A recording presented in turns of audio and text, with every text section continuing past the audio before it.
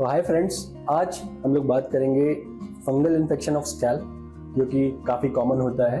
और इसमें हम आज के इस वीडियो में हम जानने की कोशिश करेंगे कि इसके क्या कारण होते हैं, क्या रिस्क फैक्टर होता है, किन पॉपुलेशन में ज़्यादा मिलता है और इससे हम कैसे बचाव कर सकते हैं, इसको कैसे आइडेंटिफाई कर सकते हैं और इसको कैसे ट्रीट कर सकते हैं। So tinea capitis most common fungal infection, जो कि किस एज में पाया जाता है?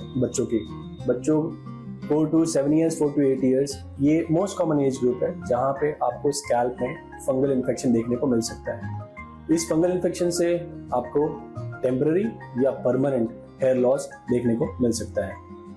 टीनिया कैपिटिस करने वाला जो फंगस है उसका एक ब्रॉड कैटेगरी है डर्मेटोफाइट। डर्मेटोफाइट में भी 2 ग्रुप होते हैं जो मोस्ट कॉमन होते हैं। एक होता है माइक्रोस्पोरम और एक होता है Trichophyton.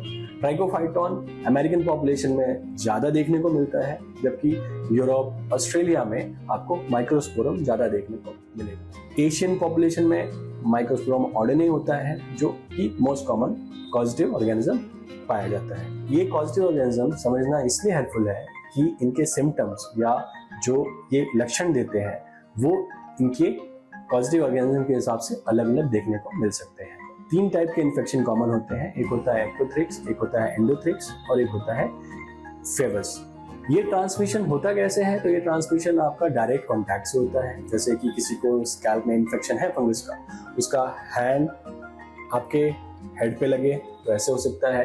Head to head transmission हो सकता है, हैंड टू हैंड ट्रांसमिशन हो सकता है, या फिर आपने कोई ऑब्जेक्ट उठाया जिसमें फंगस है तो वो भी आपके हैंड से आपके स्कैल्प पे आ सकता है। ये फंगस एक्चुअल में इन्फेक्ट करते कैसे हैं? तो जैसे कि मैंने बताया, डायरेक्ट कांटेक्ट से फंगस आपके स्कैल्प में आया और फिर ये मल्टीप्लाई करना शुरू करता है।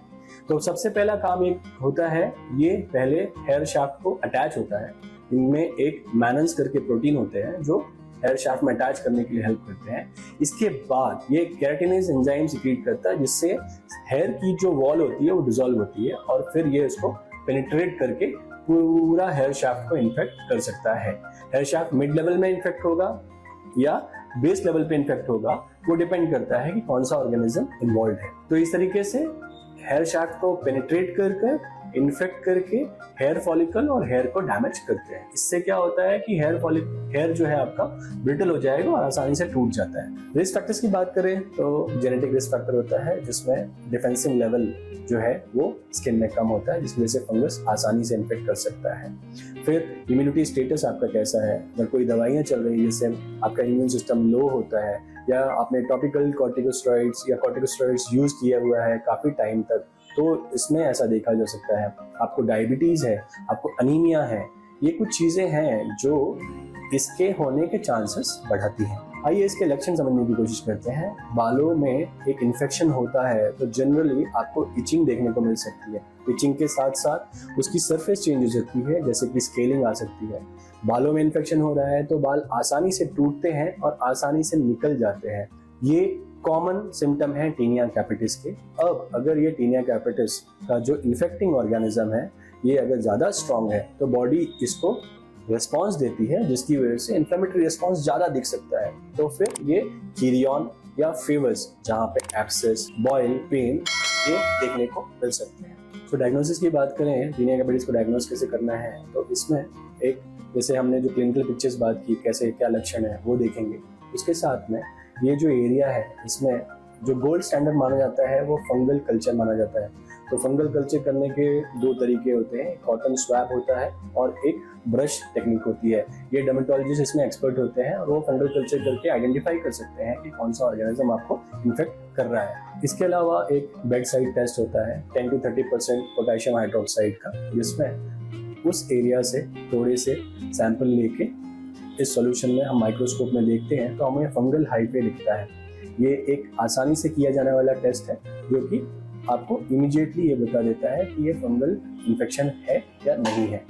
इसके अलावा डर्मोस्कोपी, इसके अलावा बहुत ही रेयर केसेस में जहाँ पे सिचुएशन थोड़ी ज़्यादा बढ़ गई है वहाँ पे स्किन बायोप्सी का इस्तेमाल किया जा सकता है। ये सारे टेस्ट डर्मेटोलॉजिस्ट के पास होते हैं और वो आपको प्रॉपरली गाइड कर सकते हैं। ट्रीटमेंट की बात करते हैं कि टीनिया कैपिटिस को ट्रीटमेंट करना कैसे है, तो जैसा हमने बात की ये हेयर को पेनिट्रेट करता है और अंदर जाके इन्फेक्ट करता है, तो इसलिए इसमें टॉपिकल सॉल्यूशन या फिर ऊपर से लगाई जाने वाली चीज़ों का रोल बहुत कम पाया जाता है। इसमें जनरली आपको ओरल एंटीफंगल्स लेने की ज़रूरत पड़ती ही है। जितना जल्दी करेंगे उतना जल्दी ये रिकवर हो जाता है और स्कार टिश्यू फॉर्मेशन का, डैमेज होने का जो एक्स्ट्रा एक फियर रहता है वो भी मिनिमाइज हो जाता है। अगर इसको राइट टाइम पे ट्रीट नहीं किया जाए तो ये स्कारिंग एलोपेशिया भी आपको दे सकता है, जो कि बच्चे के लिए एक छोटी सी उम्र में एक स्टिग्मा की तरह काम करता है, क्योंकि वहाँ पे बाल वापस नहीं उगते हैं। एडिशनल मेजर्स में हम क्या कर सकते हैं, तो जिसको ये इन्फेक्शन हो गया है वो कीटोकोनाजोल शैम्पू या मेकोनाजोल जेल है, ये यूज कर सकते हैं, जिससे आपसे दूसरे को ट्रांसमिट होने का चांस मिनिमाइज हो जाता है। कुछ आइटम्स हैं जैसे कि हैट हो गए, कोम्ब हो गए, हेयर एक्सेसरीज हो गई, ये शेयर ना करें, इससे भी आपका इन्फेक्शन दूसरे को ट्रांसमिट हो सकता है। अगर आपके घर में कोई पेट है जिसको इन्फेक्शन हो सकता है, जैसे डॉग, कैट, तो उसको भी प्रॉपर ट्रीटमेंट करना इज इक्वली इम्पोर्टेंट। सो ये था हमारी तरफ से एफर्ट आपको जागरूक बनाने का टीनिया कैपिटिस या फंगल इन्फेक्शन ऑफ स्कैल्प के बारे में। अगर आपको ये वीडियो अच्छा लगा हो तो प्लीज़ लाइक करें, सब्सक्राइब करें। Thank you.